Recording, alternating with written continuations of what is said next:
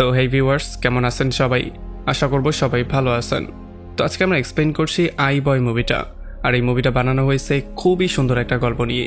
তো এই জন্য আমি বলবো ভিডিওটা শেষ পর্যন্ত দেখার জন্য, আর নয়তোবা অনেক কিছুই মিস করে ফেলবেন। তো চলুন কথা না বাড়িয়ে শুরু করি আজকের ভিডিও। তো এই গল্পের শুরুতে আমরা দেখতে পারি টম নামের একটা ছেলেকে, যে কিনা খুবই নর্মাল একটা লাইফ লিড করছিল। তার স্কুলে বেস্ট ফ্রেন্ড ছিল ড্যানি নামের একটা ছেলে, আর তাছাড়া স্কুলে লুসি নামের একটা মেয়েকে সে খুবই বেশি পছন্দ করত। সে বিশ্বাস করে যে লুসি হচ্ছে পৃথিবীর সবচেয়ে সুন্দরী মেয়ে। আর তাছাড়া এখানে ইউজিন নামের একটা ছেলেও ছিল, যে কিনা টম আর তার ফ্রেন্ডদেরকে সবসময় বিরক্ত করত। আমরা জানতে পারি টমের বাবা মার অনেক আগেই মৃত্যু হয়ে গেছে, এই জন্য টম এখন তার দাদির সঙ্গেই বাস করে। তো এরপরে একদিন রাতের বেলায় যখন টম ঘুরতে ঘুরতে লুসির ঘরের সামনে চলে আসে, তখন সে দেখতে পারে লুসির ঘরের দরজাটা খোলা। আর যখন ঘরের মধ্যে যায় তখন সে পুরোপুরি শকড হয়ে যায়। সে দেখতে পারে 4টা লোক তখন লুসির রুমের মধ্যে ছিল, যারা কিনা তাকে তার সামনেই রেপ করছিল। তবে তখনই টমকে একটা লোক দেখে ফেলে, এই জন্য তারা তাকে ফলো করা শুরু করে। টমও দৌড়ে পালিয়ে যাওয়ার ট্রাই করে, আর সাহায্যের জন্য সে ফোন বের করে কল দেওয়ারও ট্রাই করে। তবে এতে করে কোনো লাভই হয় না। যতক্ষণে সে কল দিত তার আগে সেই লোকটা একটা গান বের করে তাকে শুট করে দেয়। আর সেই গুলিটাও টমের ফোনটা ফুটো করে সোজা তার ব্রেইনের মধ্যে ঢুকে পড়ে। তো এরপরে যখন টম জ্ঞান ফিরে পায়, তখন সে দেখতে পারে সে হসপিটালে, তার সামনে তার দাদি বসা, আর তাছাড়া তার মাথার মধ্যে ব্যান্ডেজও করা। এখন ডক্টর এসে তাকে বলে যে যদিও অপারেশন করে তার মাথা থেকে গুলিটা বের করে তারা তাকে সেভ করে ফেলেছে, তবে যেহেতু মোবাইলটা ভেদ করে গুলিটার মধ্যে গিয়েছিল, এই জন্য মোবাইলের কিছু টুকরো তার ব্রেনের মধ্যে রয়ে গেছে, যেগুলো অপারেশন করে বের করতে হবে। তবে এখন আরও একটা অপারেশন তার উপরে করা সম্ভব না, কারণ একটা অপারেশন করার পরে এমনিতেই তার অবস্থা খারাপ। আর এই জন্য এই অবস্থায় তাকে কিছুদিন রাখতে হবে, যাতে করে একটু সুস্থ হলে পরে আর একটা অপারেশন করা যায়। আর এর কয়েক ঘন্টা পরে ডক্টররা তাকে হসপিটাল থেকে রিলিজও করে দেয়। তবে আমরা দেখতে পারি যে এখনও টমের মধ্যে সেই অনুশোচনাটাই কাজ করছিল, যে সেই দিন রাতের বেলায় সে লুসির সাহায্য করতে পারেনি। 4টা লোক তাকে গণধর্ষণ করেছিল। তবে এরপরে যখন সে বাসায় ব্যাক করে, তখন বাসায় আসার সঙ্গে সঙ্গে সে অদ্ভুত কিছু ফিল করা শুরু করে। আসলে মানুষের মোবাইল ফোনের শব্দ সে অনেক দূর থেকে শুনতে পারে, তাছাড়া ফোনের মধ্যে কি কথাবার্তা বলছে সেগুলোও সে অনেক দূর থেকে শুনতে পারে। তাছাড়া ডেটা ট্রান্সফার যে হচ্ছে, সেই ডেটা ট্রান্সফারটা সে তার নিজের চোখ দিয়ে দেখতে পারে। যেন মনে হচ্ছে সে একটা জলযন্ত্র মোবাইল ফোন হয়ে গেছে। আসলে মোবাইলের পার্টগুলো যে তার মধ্যে রয়ে গিয়েছিল, সেগুলোর জন্যই এগুলো হচ্ছিল। আর এরপরে পরদিন সকালবেলা সে লুসির বাসায় গিয়ে তাকে সরি বলে সেই দিন তাকে সাহায্য না করতে পারার জন্য।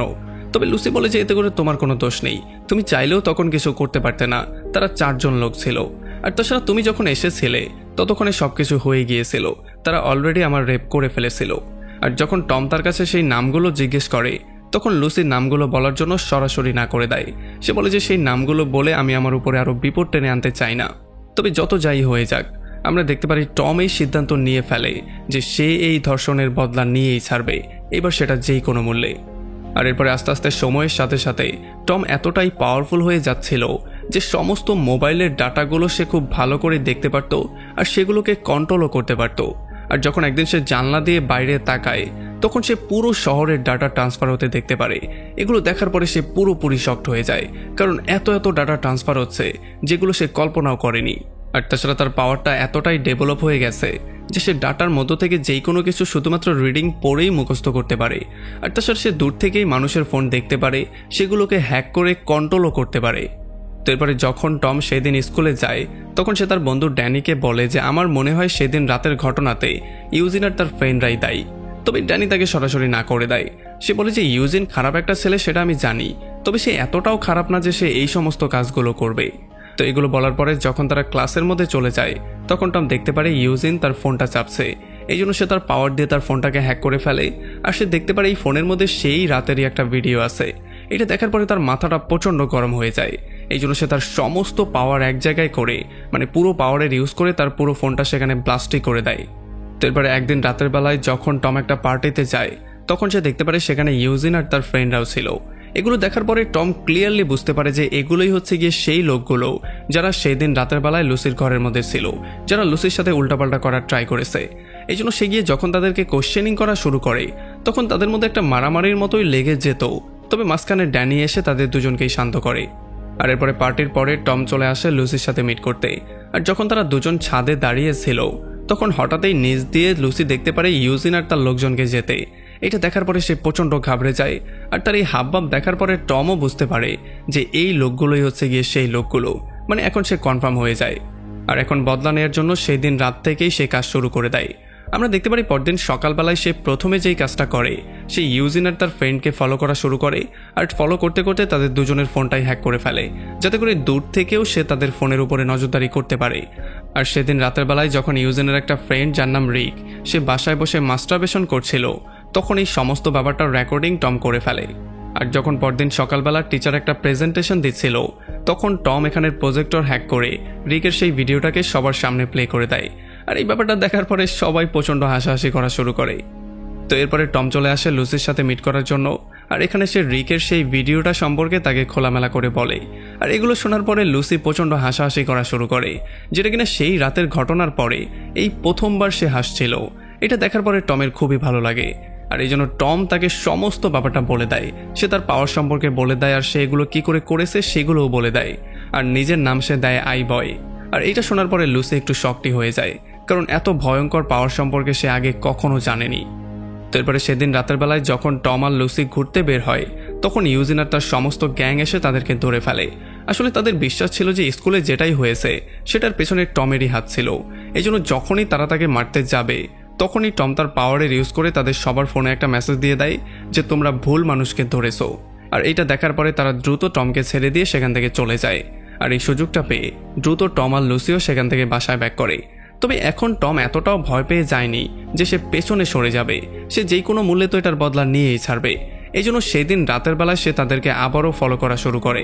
আর যখন তারা সবাই একটা গাড়ির মধ্যে ঢুকে, তখন টম তাদের সবাইকে গাড়ির মধ্যে লক করে দেয়, আর সেই গাড়ির মধ্যে আগুনও ধরিয়ে দেয়। এরপরে সে রেডিও হ্যাক করে তাদেরকে জিজ্ঞেস করে যে লুসিকে রেপ করার পেছনে কারণ কী ছিল, কেন তোমরা এই কাজটা করেছো। তখন এখানে ভয়ের মধ্যে থাকার জন্য রিক ফাইনালি মুখ খুলে বলেই দেয় যে আমাদেরকে কার্টস নামের একটা লোক এই কাজটা করার জন্য বলেছে। আর যেহেতু টম এখন তার অ্যান্সারটা পেয়ে গেছে, এই জন্য সে গাড়ির লকগুলো ওপেন করে দেয়।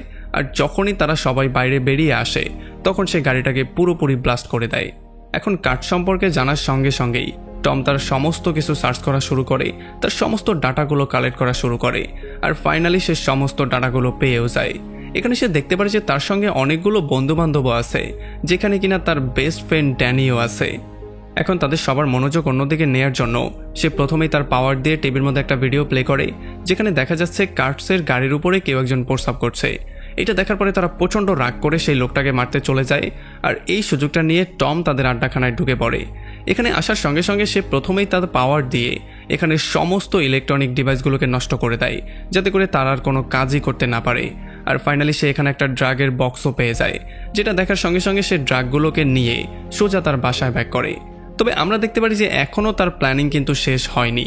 সেই ড্রাগগুলোকে ছোট ছোট প্যাকেটের মধ্যে ভরে ইউজিন আর তার সমস্ত ফ্রেন্ডদের রুমের মধ্যে দিয়ে দেয়। আর ফাইনালি সে পুলিশের সার্ভার হ্যাক করে তাদের সার্ভারের মধ্যে এই খবরটাও দিয়ে দেয়। আর এগুলো পাওয়ার পরে পুলিশ একটু পরে এখানে চলে আসে, আর ইউজিন সহ তার সমস্ত লোকজনকে অ্যারেস্ট করে নিয়ে যায়। আর এদিকে যখন কার্স তার ব্যাংক অ্যাকাউন্ট থেকে টাকা বের করার জন্য যায়, তখন সে দেখতে পারে সেখানে অলরেডি 0 টাকা। মানে এই সমস্ত কাজগুলো টম করে দিয়েছে, যাতে করে সে কোনো টাকা পয়সাই ব্যবহার করতে না পারে। আর তখনই কার্সের কাছে তার বস এলম্যান কল দেয়। সে তাকে বলে যে সেই লোকটাকে খুব দ্রুত খুঁজে তুমি বের করো, যেই লোকটা আমাদের ড্রাগের বিজনেসের মধ্যে হাত দিয়েছে, যেই লোকটা আমাদের লোকজনকে ড্রাগ দিয়ে ধরিয়ে দিয়েছে। আর আমরা দেখতে পারি টম এই দুজনের কথাটাই খুব মন দিয়ে শুনছিল।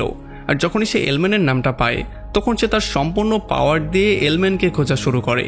তবে অনেকক্ষণ খোঁজার পরে তার পাওয়ারের উপরে বেশি বেশি চাপ দেওয়ার পরেও সে কোনোভাবেই এলম্যানের নামটা পায় না, যেন সে দুনিয়াতেই এক্সিস্ট করে না, সে যেন পৃথিবীর কোনো জায়গায় নেই। তো এরপর আমরা দেখতে পারি কার্স তার সমস্ত লোকজনকে এক জায়গায় করে সবাইকে ওয়ার্নিং দিয়ে বলে দেয় সমস্ত ইলেকট্রনিক ডিভাইস বন্ধ করার জন্য, যাতে করে আইবয় তাদের কোনো ক্ষতি করতে না পারে। তবে এতক্ষণে তারা সবাই এটা বুঝে গিয়েছে যে আইবয়ের শক্তি এতটাই বেড়ে গিয়েছে যে তাদের কোনো ইলেকট্রনিক ডিভাইস ইউজও করার দরকার নেই। সে যেই কোনো কিছুই হ্যাক করতে পারে, সে শুধুমাত্র দেখে দেখেই সমস্ত ব্যাপারটা মুখস্থ করতে পারে। আর যত ক্রিটিক্যাল ডিভাইসই হোক না কেন, সে সেটাকে চুটকির সাহায্যেই হ্যাক করে ফেলতে পারে। তো এরপরে টম একদিন খবর পায় যে কার্স একটা ড্রাগ ডিল করতে যাচ্ছে, এই জন্য সে তাকে ফলো করা শুরু করে। তবে একটু দূরে যাওয়ার পরে হঠাৎই কার্স কোথায় যেন গায়েব হয়ে যায়। আসলে কার্স আইবয় থেকে বাঁচার জন্য তার ফোনটাকে ডাস্টবিনের মধ্যে ফেলে দিয়েছিল, আর এই জন্যই আইবয় তাকে ফলো করতে পারছিল না। তবে টম এতটাও দুর্বল না যে সে এখন হার মেনে নেবে, এই জন্য সে সমস্ত রকমের ট্রাই করে, সে বিভিন্নভাবে তাকে খুঁজে বের করার ট্রাই করে। আর ফাইনালি সে একটা স্যাটেলাইট হ্যাক করে তার গাড়ির লোকেশনটা খুঁজে বের করেই ফেলে। আর সেখানে যাওয়ার আগে সে ইন্টারনেটের মাধ্যমে কিছু ভিডিও প্লে করে কিছু মার্শাল আর্ট মুভসও শিখে নেয়। আর সেখানে গিয়ে সেগুলোর ইউজ করে কিছু লোককে পিটিয়ে সেই ড্রাগগুলো ফাইনালি সেখানেই জ্বালিয়ে দেয়। তবে তখনই কার্সার তার লোকজন এখানে চলে আসে আর তারা আইবয়কে দেখার সঙ্গে সঙ্গেই তাকে ধরে পেটানো শুরু করে। তারা তাকে এত বেশি পেটায় যে তাকে পুরো আধমরাই করে ফেলে। তারা তাকে গুলি করে মারতেই যাচ্ছিল, তবে তখন আইবয় তার পাওয়ারের ইউজ করে একটা হাই ফ্রিকোয়েন্সির সাউন্ড বের করে, যেই সাউন্ডের জন্য তাদের কানের পর্দা ফেটে যাচ্ছিল। এই জন্য তারা তার থেকে দূরে সরে যায়। আর যখন পরদিন সকালবেলা টম জ্ঞান ফিরে পায়, তখন সে দেখতে পারে সে একটা নদীর পাড়ে পড়ে আছে। আর তখন অন্যদিকে লুসি এক্সাম দিতে যাওয়ার জন্য তার জন্য ওয়েট করছিল, কারণ টম তার কাছে প্রমিস করেছিল তারা দুজন একসাথে এক্সাম দিতে যাবে আর তার পাওয়ারের ইউজ করে নকল করে তারা দুজন আরামসেই পাশ করে ফেলবে। তবে দুর্ভাগ্যবশত টম পরীক্ষার পরে স্কুলে আসে, আর এই জন্য লুসি তার উপরে প্রচণ্ড রাগ করে। সে কোনোভাবে তার সাথে কথাবার্তা বলতে চায় না। তবে তখনই তাদের সবার নজর পড়ে রিকের লাশের উপরে, যেটা কিনা স্কুলের দেয়ালেই ঝুলছিল। এটা দেখার পরে সবাই প্রচণ্ড ভয় পেয়ে যায়। তারাও সেখান থেকে দ্রুত বাইরে বেরিয়ে চলে আসে। এখন টম তার নিজের মনটা একটু হালকা করার জন্য তার বেস্ট ফ্রেন্ড ড্যানিকে এখানে ডেকে নিয়ে আসে আর তার সঙ্গে কথাবার্তা বলে একটু মনটা হালকা করার ট্রাই করে। তবে আমরা দেখতে পারি যে ড্যানি অলরেডি আইবয়ের উপরে প্রচণ্ড বিরক্ত হয়েছিল, কারণ তার মনে হচ্ছে আইবয়ের জন্যই আজকে রিকের মৃত্যু হয়েছে, আর ভবিষ্যতে না জানি কয়টা মৃত্যু হয়। আর এই ব্যাপারগুলো শোনার পরে টমের মনটা খুবই খারাপ হয়ে যায়। আর এই জন্য ফাইনালি সে সিদ্ধান্ত নেয় সে তার প্ল্যানিংটা এখানেই শেষ করবে। সে আর সামনের দিকে আগাবে না। প্রতিশোধ নেয়ার চিন্তা সে মাথা থেকে ঝেড়ে ফেলে দেয়। তো এরপর সে নিজেকে ঠিক করার জন্য সোজা চলে আসে ডক্টরের কাছে। সে ডক্টরকে বলে যে আমার মাথার মধ্যে যেই মোবাইলের টুকরোগুলো আছে সেগুলোকে অপারেশন করে দ্রুত বের করে দিন। তবে ডক্টর তাকে বলে যে অপারেশনের জন্য তুমি এখনও রেডি না। যদি আমরা তোমার ব্রেন থেকে সেই মোবাইলের টুকরোগুলো বের করার ট্রাই করি তাহলে তোমার মৃত্যু পর্যন্ত হতে পারে। সো এখন পর্যন্ত তোমার তো অপারেশন করা সম্ভব না, তোমাকে আপাতত এগুলো নিয়েই বাঁচতে হবে। আর এই ব্যাপারগুলো শোনার পরে টম প্রচণ্ড মন খারাপ করে তার বাসায় ব্যাক করে। তবে বাসায় এসে সে দেখতে পারে তার দাদিকে ক্রেজ আর এলম্যান অলরেডি বন্দি করেছে। তারা তাকে গান পয়েন্টেও নিয়েছে। তবে যখন টম এলম্যানের সামনে আসে তখন সে খুব ভালো করে তার চেহারাটাকে দেখতে পারছিল না। তার মনে হচ্ছিল হয়তোবা মাঝখানে কোনো একটা দেয়াল আছে, এই জন্য সে তার চেহারাটাকে ভালো করে দেখতে পারছে না। এখানে এলম্যান তাকে বলে যে আমি আগে থেকেই তোমার সমস্ত কিছু জানতাম, তোমার পাওয়ার সম্পর্কে, তোমার লোকেশন সম্পর্কে, এমনকি তুমি কার সাথে চলাফেরা করো, তোমার সেই সমস্ত বন্ধুদের সম্পর্কেও আমি জানতাম। আর এরপরে এলম্যান তাকে একটা ভিডিও দেখায় যেখানে ইউজিন আর তার বন্ধুরা মিলে লুসিকে কিডন্যাপ করেছে। এখন যদি টম এলম্যানের কথাবার্তার মতো কাজ না করে তাহলে তারা লুসিকে শেষ করে দিবে। আর তখন টম জানতে পারে যে তার এই পাওয়ার সম্পর্কে এলম্যানকে ড্যানি বলেছিল, তাও অল্প কিছু টাকার জন্য। আর এগুলোতে সে প্রচণ্ড আপসেট হয়ে যায়। তবে এলম্যান প্রথমেই তার ফোনটাকে বের করে তার সামনে রাখে আর তার ফোনের যেই ব্যাংক অ্যাকাউন্ট আছে সেই অ্যাকাউন্টকে পুরোপুরি ভরতে বলে, একটা বিশাল বড় অ্যামাউন্ট এটার মধ্যে দেওয়ার জন্য বলে। এখন যেহেতু টমের কাছে অন্য কোনো অপশন নেই, এই জন্য সে তার ফোনটাকে হ্যাক করে তার অ্যাকাউন্টের মধ্যে টাকা যোগ করা শুরু করে। সে আস্তে আস্তে করে একটা মোটা অ্যামাউন্ট তাকে দিচ্ছিল। তবে তখন সে ব্রেনের ইউজ করে অন্যদিকের ইউজিনের ফোনটাকে হ্যাক করে পুলিশকে কল দিয়ে দেয়। আর খুব শীঘ্রই এখানে পুলিশও চলে আসে।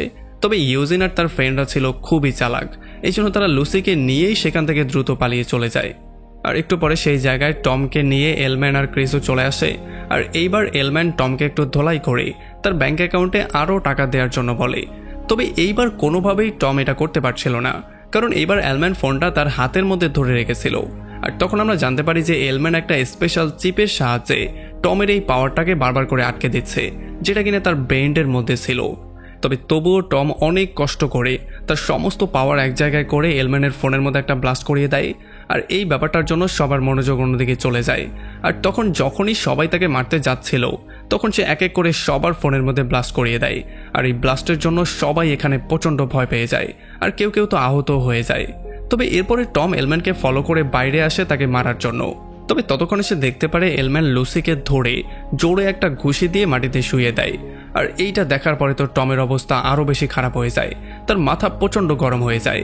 এই জন্য সে তার একটা স্পেশাল পাওয়ারের ইউজ করে, যেই পাওয়ারটার মাধ্যমে সে যে কাউকে একটা অনেক জোরে বিজলির ঝটকা দিতে পারবে। আর যখনই সে এই ঝটকাটা দেয় তখন এক ঝটকাই এলম্যান এখানে শেষ হয়ে যায়। তো এর কয়েকদিন পরে যখন টম একটু সুস্থ হয়ে আবারও স্কুলে ব্যাক করে তখন তার সাথে ড্যানি মিট করতে আসে। আর সে তার কাছে বারবার করে মাপ চায়, সে অনেক ওয়েতে তার কাছে মাপ চায় আর তাকে মাফ করে আবারও তাদের ফ্রেন্ডশিপটা এক করার জন্য বলে। তবে টম তার কোনো কথাই শুনবে না, কারণ সে অল্প কিছু টাকার জন্য টমের জীবনটাকেই ঝুঁকির মধ্যে ফেলে দিয়েছিল। আর একেবারে লাস্টে আমরা দেখতে পারি এখন টম আর লুসির মধ্যে একটা কানেকশন হয়ে গেছে। তারা দুজন এখন একে অন্যকে চায়, একে অন্যকে অনেক বেশি ভালোবাসে। আর এমন একটা ইন্টারেস্টিং পয়েন্টে এই পুরো মুভিটা এখানে শেষ হয়ে যায়। তো আমাকে কমেন্ট করে জানান কেমন লাগলো ভিডিও। যদি ভালো লাগে তাহলে অবশ্যই একটা লাইক করবেন। আর যদি এখনও আমাদের চ্যানেলটা সাবস্ক্রাইব করে না থাকেন তাহলে প্লিজ করে ফেলুন। তো আমাদের দেখা হবে অন্য কোনো ভিডিওতে অন্য কোনো একদিন। Till then, take care.